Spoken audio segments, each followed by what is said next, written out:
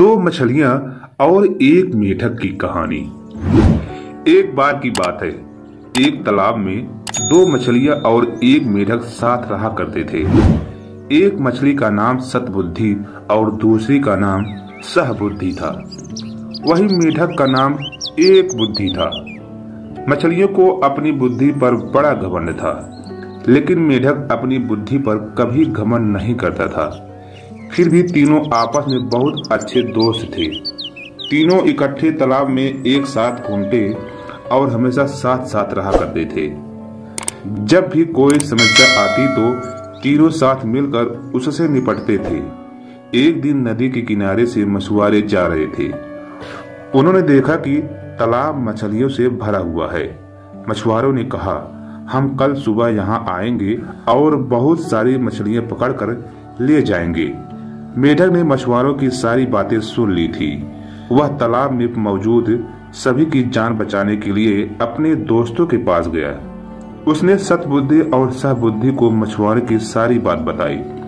एक बुद्धि मेढक ने कहा, उन्हें अपनी जान बचाने के लिए कुछ करना चाहिए। दोनों मछलियों ने कहने लगी, हम मछुआरों के डर से अपने पूर्वजों की जगह छोड़कर नहीं जा सकते हैं। दोनों ने फिर कहा, हमें डरने की जरूरत नहीं है। हमारे पास इतनी बुद्धि है कि हम अपना बचाव कर सकती हूँ। वही एक बुद्धि मेढक ने कहा, मुझे पास में मौजूद एक तालाब के बारे में पता है जो इसी तालाब से जुड़ा है। उसने तालाब के अन्य जीवों को भी साथ चलने को कहा, लेकिन कोई भी एक बुद्धि मेढक के साथ जाने को तैयार नहीं था, क्योंकि सभी को सतबुद्धि और सहबुद्धि पर भरोसा था कि उन सब की जान बचा लेगा। मेढक ने कहा, तुम सब मेरे साथ चलो, मछुआरों सुबह तक आ जाएंगे। इस पर सहबुद्धि ने कहा, उसे तालाब में छिपने की एक जगह पता है। सतबुद्धि ने भी कहा, उसे भी तालाब में छिपने की एक जगह मालूम है। इस पर मेढक ने कहा, मछुआरों के पास बड़ा जाल है, तुम उनसे नहीं बच सकते हो।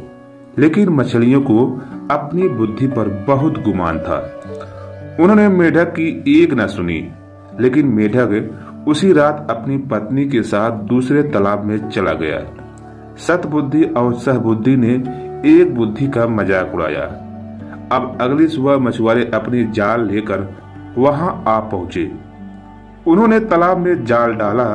तालाब के सभी जीव अपनी जान बचाने के लिए भागने लगे, लेकिन मछुआरे के पास बड़ा जाल था, जिस कारण कोई भी बचकर नहीं जा सका।